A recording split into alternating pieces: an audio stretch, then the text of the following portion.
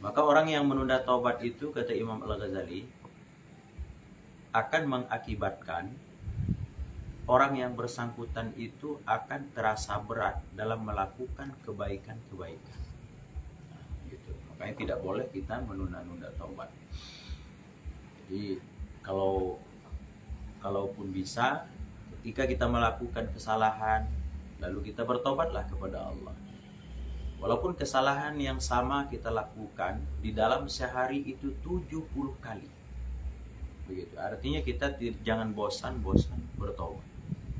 Berdosa, bertobat. Berdosa, bertobat. Ada beberapa hal kenapa kita mesti harus bertobat. Kemarin kita sudah jelaskan panjang lebar. Untuk kita ambil kesimpulan saja. Yang pertama itu, hukum bertaubat ini wajib. Dan yang kedua, alasan kita bertaubat itu ada dua hal, alasan terbesar sehingga kita mesti bertaubat. Yang pertama adalah untuk mendapatkan taufik daripada Allah Subhanahu wa taala. Artinya untuk mendapatkan kekuatan melakukan kebaikan-kebaikan daripada Allah Subhanahu wa taala. Karena tanpa bertaubat terlebih dahulu, maka kita tidak akan mendapatkan kekuatan untuk melakukan kebaikan-kebaikan itu. Maka mesti kita bertobat. Karena kata Imam Al-Ghazali, keburukan, kejahatan, kemudian juga dosa-dosa yang belum kita bertaubat kepada Allah Subhanahu wa taala, maka dosa-dosa itu akan mengikat kita dari melakukan kebaikan-kebaikan.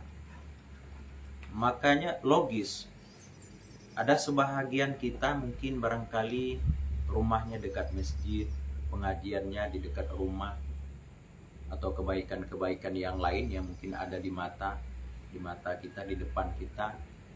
Tapi kok kenapa ketika ingin melakukannya itu sangat berat sekali gitu. Nah, ternyata usut punya usut. Kesalahannya itu, sebabnya itu adalah ada dosa dalam diri kita ini, ada dosa yang belum kita bertobat kepada Allah Subhanahu wa taala. Itulah yang menghalangi diri kita daripada ketaatan, daripada kebaikan-kebaikan. Kemudian alasan yang kedua, kenapa kita harus bertaubat kepada Allah adalah agar supaya Allah menerima ibadah-ibadah kita. Supaya amal-amal ibadah yang sudah kita lakukan, ataupun yang sedang kita lakukan sekarang ini, ataupun yang akan kita lakukan nantinya, diterima oleh Allah Subhanahu wa taala. Karena dibandingkan oleh Imam Al-Ghazali, dianalogikan oleh Imam Al-Ghazali bahwa orang yang memiliki dosa yang belum bertobat kepada Allah Subhanahu wa taala itu diibaratkan seperti orang yang memiliki hutang. Maka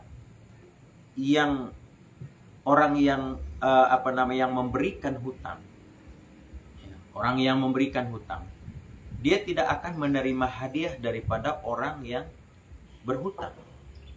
Kenapa begitu? Kenapa harus diberikan hadiah sementara hutang masih ada? Begitu kan? Nah, begitu pula Allah Subhanahu wa taala. Allah tidak akan menerima kebaikan kita.